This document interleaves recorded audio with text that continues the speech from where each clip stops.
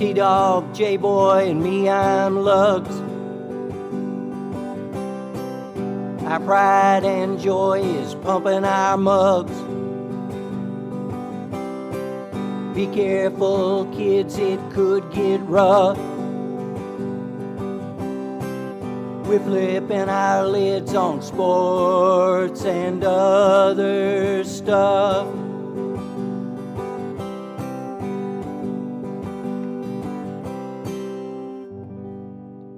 Welcome to Sport Weasel Central. I'm Lugs. I'm J-Boy. Nah, I'm T-Dog. Yes, sports and other stuff. Boys, the heat wave continues all over the place, right? It's so hot. It's so hot that my dream house is now an igloo. All right, we're back with sports and other stuff. Tonight, the prediction machine is back, and it's the NFC East. Former Saints coach Sean Payton seeks asylum. Wait, that can't be right. But we'll talk about what he wants. And finally, some old ABA players are getting some good news. But let's kick it off. Speaking of, we're less than 50 days from the NFL first kick. Can you believe that? Tonight, we talk about the NFC East. Last year, here's how it went. Cowboys were 12-5. Eagles, 9-8. The Commanders, were they the Commanders last year? Nope. No. Washington Football Club was 7-10. We'll get that officially correct. And the Giants, God love them, were 4-13. What's going to happen this year? That's where we come in. That's what we get paid for. Oh, wait, we don't get paid for this. Yes. Lugs, what do you think about the NFC East? Is it the East or is it the least? Well, the first thing that struck me when I saw the scheduling is those guys, top to bottom, have some easy scheduling. And even with that, they're not very good as far as I'm concerned. I've got Dallas at number one. Dak Prescott won't have Amari Cooper or Ced Wilson, but he'll have other people. I guess my question for them will be the offensive line, how healthy, and will the Cowboys finally give Tony Pollard the ball and use Ezekiel Elliott just in spots? Overall, I'm looking at Dallas 11-6, and they will make the playoffs, but I don't think they'll get past the first round. T-Dog. Some of the things that Lugs touched on, I gotta agree with. I think if this team is going to make to make the playoffs or win the division, they're gonna have to lean on Tony Pollard more. I know Ezekiel Elliott, this is last year's contract, and I know they're paying him a lot of money, but they're not invested in him beyond this year. Tony Pollard, definitely what he's shown in his first 2 years, like he definitely is a guy who at least should be equal in touches, if not maybe getting a smidge more than Ezekiel Elliott, because he's the future and he just is a better player at this point, just flat out. And I think CeeDee Lamb, it will also be a difference maker because, like Lugs touched on, with Amari Cooper leaving, Wilson had 1,100 yards receiving last year. He could definitely step up from that. And also Michael Gallup will probably start the year on the pup. So their rookie that they drafted in the third round, Jalen Tolbert, who was very promising prospect out of South Alabama. Like he has the ability to be a early starter right away for him. But McCarthy's on the hot seat, and I just look at this team's roster. There's good elements to it, but overall it's fairly uneven.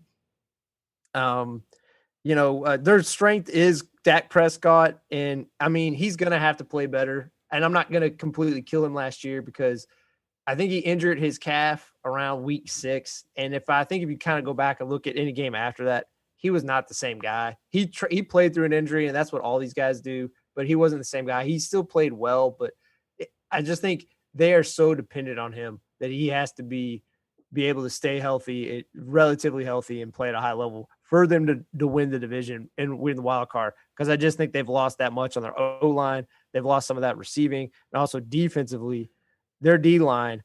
I mean, you look at the D-line, their D-line's rough. I mean, DeMarcus Lawrence took a pay cut essentially because even though he had some good years for him, his plays kind of faded. They signed Devontae Fowler to like a prove-it deal after being lost in Atlanta for these last 2 years. I mean, they have some young talent. Neville Gallimore like he showed potential before he got injured last year as an interior pass rusher. But that being said, I just look at them and I think they go 10-7, not that far off from what Lugs had them. I have them being a wild card team. I don't have them winning the division though. 10-7. You boys are both on the mark. Most people have them at about 10.5 wins over under. A prove it deal. Lugs, isn't that what you're on? Is a prove it deal? You got pay for play or something like that, I Yeah. guess. Yeah. I would just say one more thing about Dallas.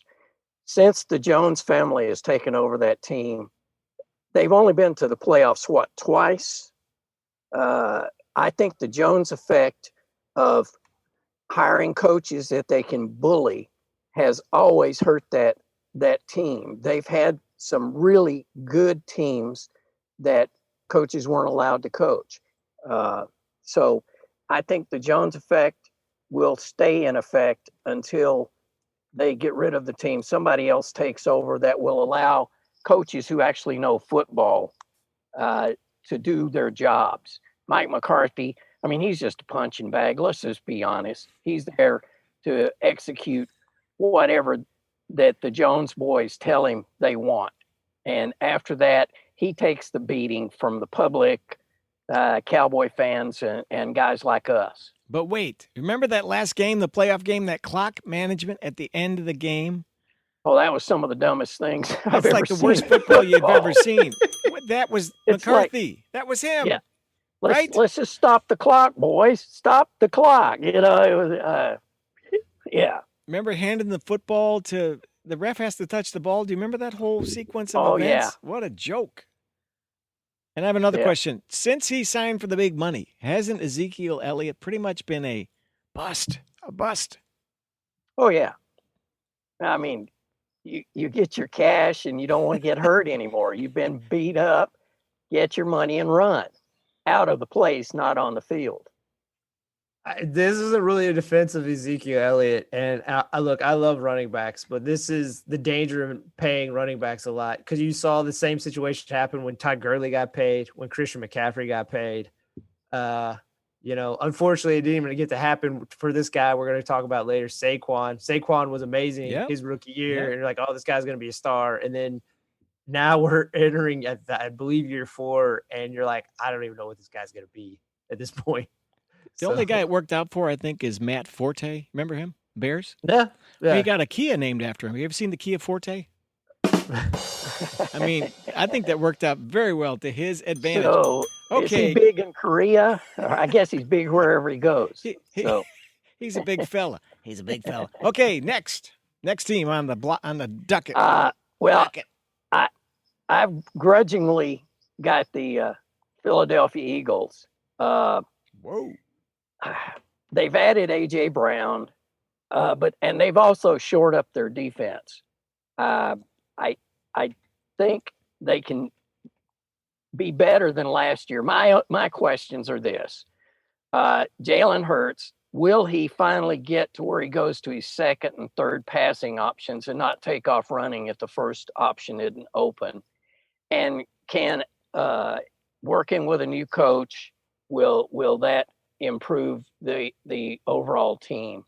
I've got the Eagles 9-8, which is their record from last year. All right. I think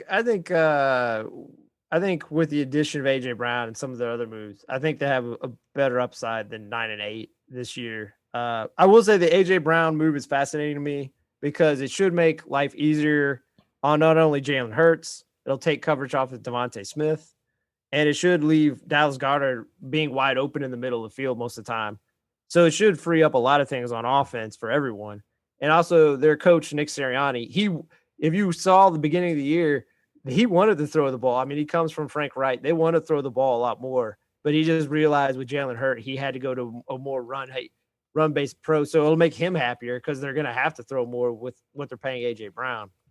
But the main thing is it'll help them evaluate Jalen Hurts, which I think is their biggest weakness right now on the team. Look, he's a great leader. I mean, I think he had 139 rush attempts last year, which shows you his toughness at quarterback. I mean, that's just kind of, it's not a good way to long-term success for your coach, or your quarterback, but it shows you how tough he is. But just if you go back to that playoff game against the Bucks, it showed they were not afraid of him as a passer.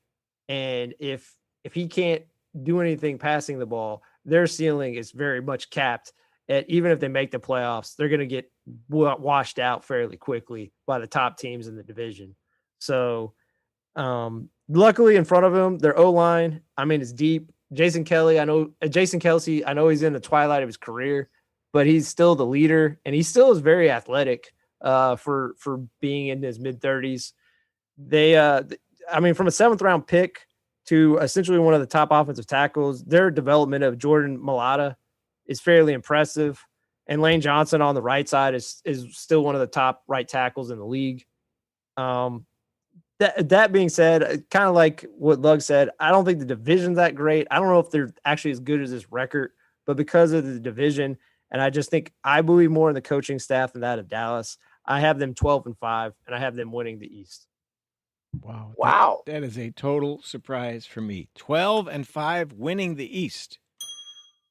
All right. Man. I like it. I like it a lot, actually. Yeah, I think Jalen Hurts will improve, but I will say the thing it'll be really interesting about the Eagles, and this will be the last thing I'll say on the Eagles. The thing that'll be fascinating about the Eagles is they have 2 draft picks in the first round next year. So this is a make or break year for Jalen Hurts. Even if he develops more, he's going to have to show a significant jump because obviously what they're paying A.J. Brown and whatnot, they can't be like, oh, well, he made a marginal improvement. No, it has to be a significant jump. If he doesn't take a significant jump, they're pulling the trigger probably on either a quarterback in next year's draft or a top talent that is wanting to be moved. Well, one of you boys are going to have to be eating crow when we're done with this because either the Eagles and Dallas won't win. When the Commanders win the freaking division. Come on, man. Well, now, I've got the Commanders in 3rd spot. All right, whatever. Well, when you've got Carson Wentz, I mean, my questions about these guys is, did they bring him in to try to play that hero ball that he's famous for, trying to chuck it into windows that are about the size of a sheet of paper?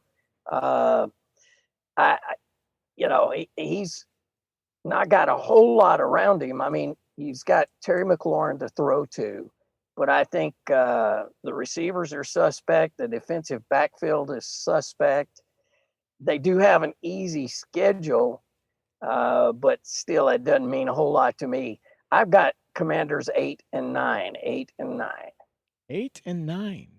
What do you say about that, T-Dog? The funny thing is, he was very dismissive of him. I will say up front as a spoiler, I'll be more praiseworthy of him, but the record will be worse than what he said. So Wentz is an upgrade over their quarterback position last year. He is an upgrade. It's just that I don't think it makes him a playoff level team. And on top of it, he feels like in his time with the Eagles and to some degree with the Colts that one year, feels like he's a very polarizing presence. So it feels like it's a danger. There is some reward, but it feels like the risk is significant at this point, the juncture of his career. So I don't know if it's the right move overall. And also just his up and down play, he's going to cost him some games. He just is. I disagree with Lugs on this. I think their skill position, obviously Terry McLaurin is much better than what his numbers say. His numbers have been good, but if you look at who his quarterback's been, it's actually fairly impressive that he even put up the numbers that he did. They also got Jahan Dotson in the first round, who, again, I think can be a very good player right away for Penn State. I think he was very polished coming out. I don't know if he's ever going to be a superstar, but I think what he'll be this year for the Commanders, he'll be, a good number 2. Curtis Samuel, if he could stay healthy, is a very talented guy. And then Antonio Gibson out of the backfield at running back, if he could just hold on to the ball, is electric. And J.D. McKissick is a good receiver as well. I think the main weakness that I'll touch on is linebacker. You look at their linebackers, they have Dole Holcomb. I mean, he led the team in tackles last year, but I don't know how great he is. Jermaine Davis, who was their first-round draft pick last year out of Kentucky, he had a disappointing rookie season. And, hopefully he can turn it around, but it just feels like – but even that with the linebackers and the secondary – because their strength is their D line. I mean, Jonathan Allen is the leader and he's the stud.